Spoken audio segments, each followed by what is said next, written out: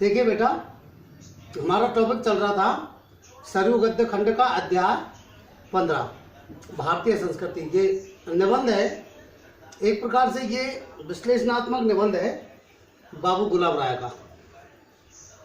अब से पहले हमने आपको जो है संस्कृति शब्द का अर्थ बताया और एग्रीकल्चर शब्द, कल्चर शब्द और एग्रीकल्चर शब्द के बारे में बताया।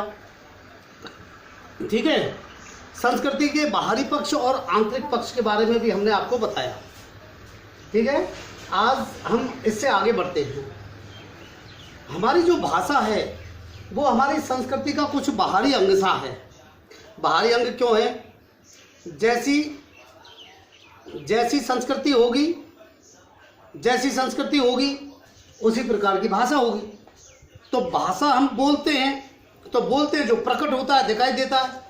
इसलिए हमारी जो भाषा है वो हमारी संस्कृति का कुछ बाहरी अंग सा है, फिर भी वह हमारी जातीय मनोवृत्ति के परिचायिका होती है।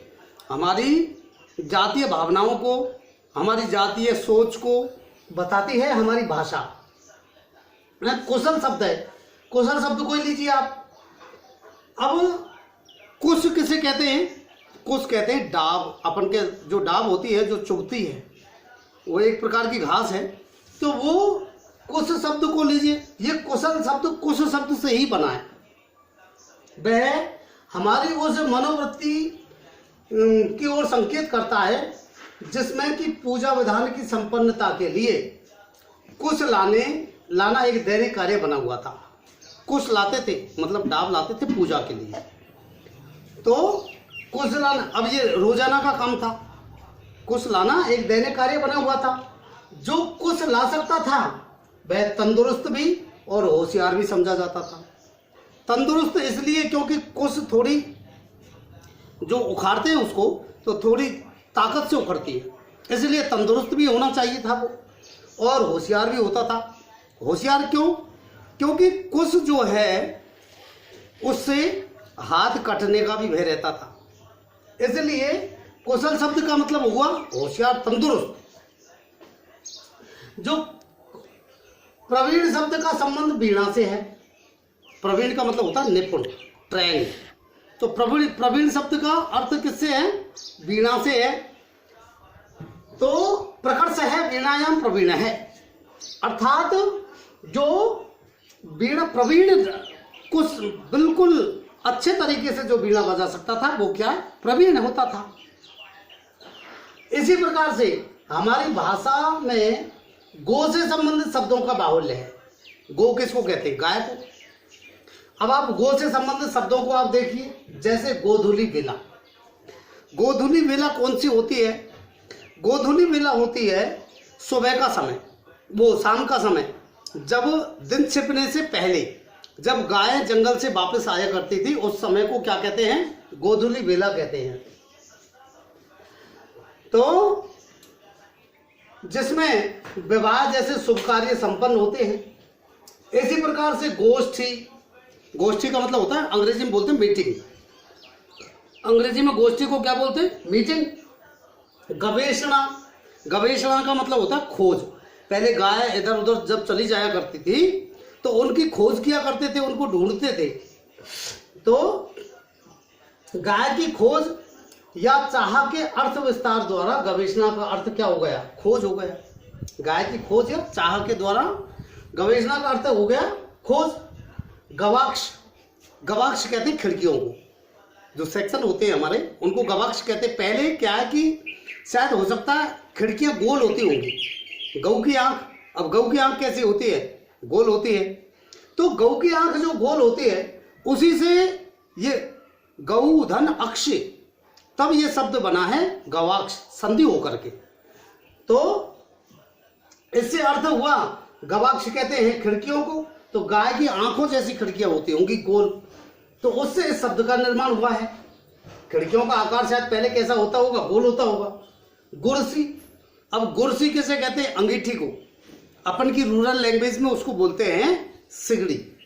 सिगड़ी को हम क्या कहते हैं? गुरसी कहते हैं। अंगीठी गोरसी से बनी है, मतलब गोरस क्या है? दूध है। तो दूध उठाया जाता था, जिसमें गऊ का दूध उठाया जाता था। गोपुच्छ, गोपुच्छ नाटक का एक अंतिम हिस्सा होता है, अंतिम भाग, जिसमें क्या है कि नाटक में फैलाव नहीं रहता, नाटक का एंड हो जाता है। जिस प्रकार से गऊ की जो पूंछ है, तो गऊ की पूंछ उसका पिछला जो है शरीर का अंतिम भाग होता है।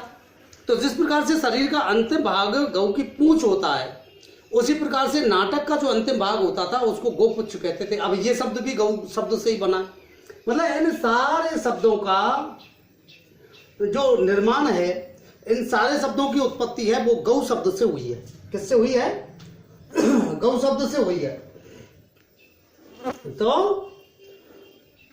गोपुच्छ, जिसमें अंत में आकर के नाटक की मूल कथा रह जाती है। क्या रह जाती है? मूल कथा, और उसका जो फैलाव है वो बंद हो जाता है। अब इसी प्रकार से गोमुखी शब्द है, गोमुखी। गोमुखी किसको कहते हैं? गोमुखी एक तो जो कपड़े की जो थैली सी होती है जिसमें रख करके माला फेरते हैं, उसको कहते हैं गोमुखी, ठीक है ना। एक जिसमें से पानी गिरता है, तो वो पानी गिरता है उसको भी कहते हैं गोमुखी। तो जिसके भीतर माला फेरी जाती है और जिससे जल गिरता है उसे भी कहते हैं।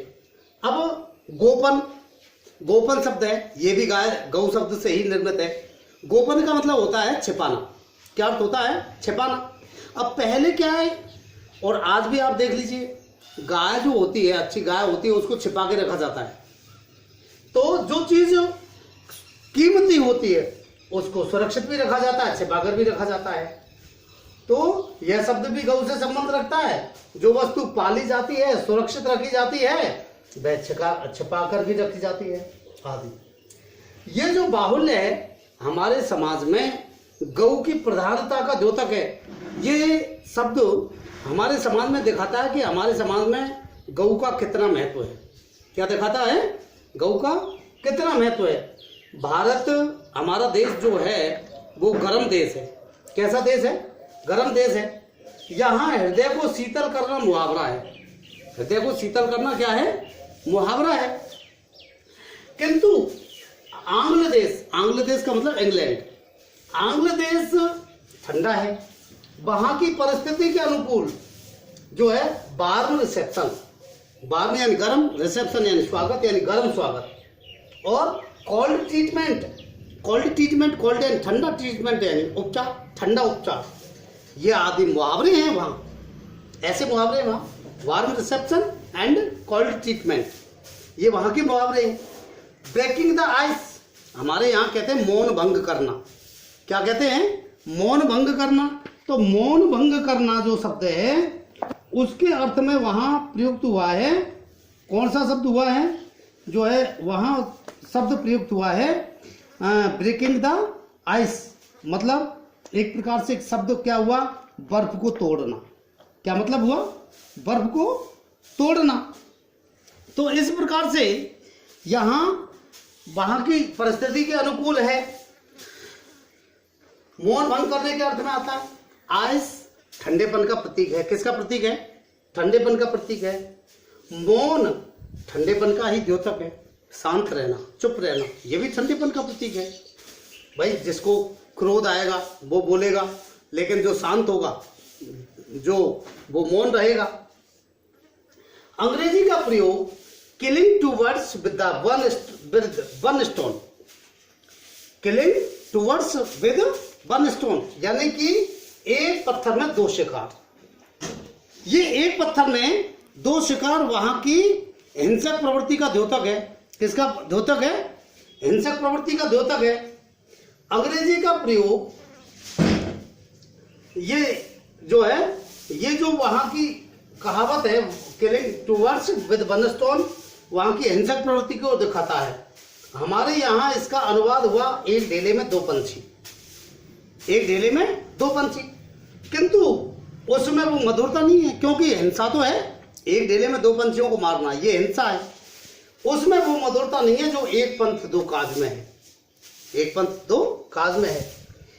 उसके कहते ही हमको, एक पंथ दो काज कहते ही हमको क्या याद आ जाता है? गोरस बेचन हरि मिले, एक पंथ दो काज। यानी कि चलो सखी वहाँ चालिए जहाँ वसे गिरिराज और गोरस बेचन हरि मिले एक पंथ दो काग। तो इसमें मधुरता है। इस प्रकार से हमारे यहाँ ये जो है गौ शब्द से निर्मित बहुत से शब्द हैं और जो भी उदाहरण है वो हमारे यहाँ की देश की परिस्थिति के अनुकूल हैं, उस परिस्थिति को दिखाते हैं। ठीक है, इसके बाद कल पर